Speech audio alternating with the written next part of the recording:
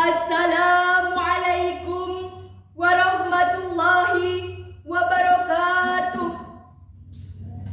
Alhamdulillahi rabbil alamin.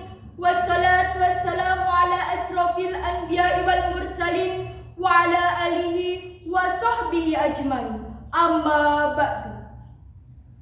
Dewan juri yang saya hormati, Bapak Ibu guru yang saya hormati pula, serta teman-teman semuanya yang saya cintai dan saya banggakan. Pertama-tama dan yang paling utama, marilah kita bersama-sama memanjatkan puja dan puji syukur kehadirat Allah Subhanahu wa Ta'ala yang telah memberikan nikmatnya kepada kita semua, sehingga pada hari ini kita dapat berkumpul dalam kegiatan perlombaan MAPSI yang ke-13. Tidak lupa pula, salawat serta salam tetap terus tercurahkan kepada junjungan Nabi Agung Muhammad sallallahu alaihi wasallam yang kita tunggu syafaatnya di yaumul qiyamah nanti. Amin ya rabbal alamin. Indonesia negeriku, engkau panji martabatku.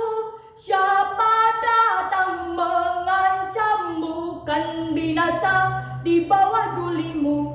Siapa datang mengancam bukan binasa di bawah dulimu.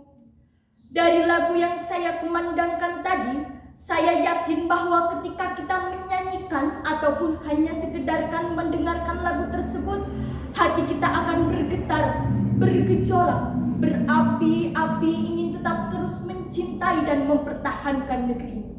Betul atau tidak? Betul. Lagu tersebut diciptakan oleh Kiai Haji Wahab Hasbullah pada tahun 1916. Kemudian lagu tersebut diberi judul Subhanul Waton yang mempunyai arti pemuda cinta tanah air. Hadirin hadirah rahimakumullah, ketika seseorang hendak membela, pasti karena mempunyai rasa cinta.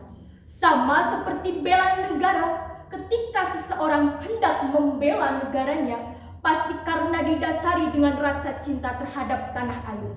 Dulu pada masa penjajahan, ada seorang ulama, beliau bernama Kiai Haji Hashim Asy'ari, yang mengeluarkan jargon singkat Hubul Waton Minal Iman, yang mempunyai makna cinta tanah air adalah sebagian dari iman.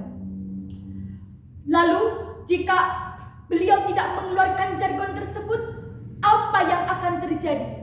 Apakah mau mati-matian mengusir penjajah? Tidak. Berperang di tengah sawah? Tidak. Tubuh berteteskan darah? Mau? Tidak. Sanak saudara khawatir ketar-ketir di rumah? Mau? Tidak. Maka dari itu kita harus bersyukur kepada Allah Subhanahu wa Ta'ala karena tidak hidup di zaman penjajahan. Dulu pejuang bangsa Indonesia mati-matian dalam mengusir penjajah. Bahkan taruhannya adalah nyawa. Ingat, taruhannya adalah nyawa. Maka dari itu, sebagai rasa penghargaan dan juga penghormatan kepada para pahlawan Indonesia, mari kita bersama-sama menanamkan rasa cinta terhadap tanah air dengan berlandaskan beriman kepada Allah Subhanahu wa Ta'ala.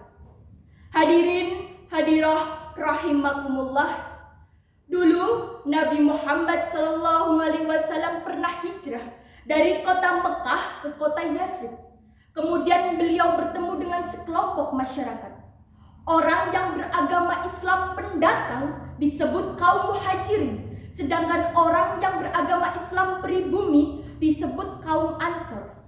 Nah, pada saat itu Nabi Muhammad SAW memutuskan bahwa hada kitabu Muhammad al-muslimuna min Quraisy wal muslimuna min Yasrib wal Yahud wa man tabi'ahum wal hiqabihim wa jahada ma'hum innahum ummatun wahidatun min durinas. Yang artinya adalah ini keputusan Muhammad, orang Islam Quraisy, orang Islam Yasrib, dan orang non-Islam Yahudi, asalkan satu visi dan misi, sesungguhnya mereka adalah satu umat. Perkataan beliau terdapat dalam sebuah kitab yang bernama Kitab Sirah Nabawiyah volume 2 halaman 219. Hadirin, hadirah rahimakumullah. Ketika sesuatu yang kita cintai terancam, maka hal yang kita lakukan adalah membela. Sama seperti peperangan pada tanggal 10 November di Surabaya, Bung Tomo dan juga para pejuang bangsa Indonesia lainnya melafalkan takbir.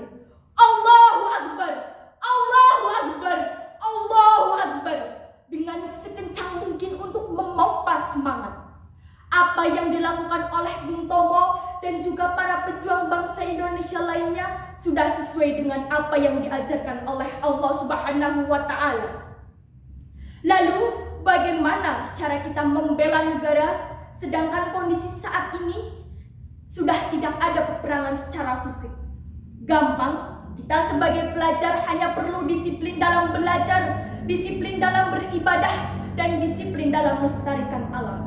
Hadirin, hadirah rahimakumullah. Jika bukan karena perjuangan para pahlawan Indonesia, maka kita tidak akan merasakan manisnya kemerdekaan.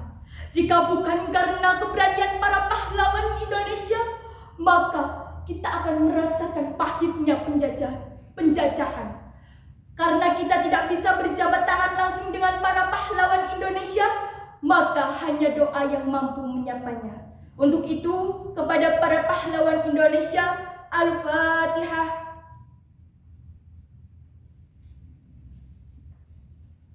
Kesempurnaan hanyalah milik Allah Subhanahu wa Ta'ala. Kekurangan datangnya dari saya. Semoga apa yang saya sampaikan tadi dapat bermanfaat. Wabillahi taufiq wal hidayah. Wassalamualaikum warahmatullahi wabarakatuh.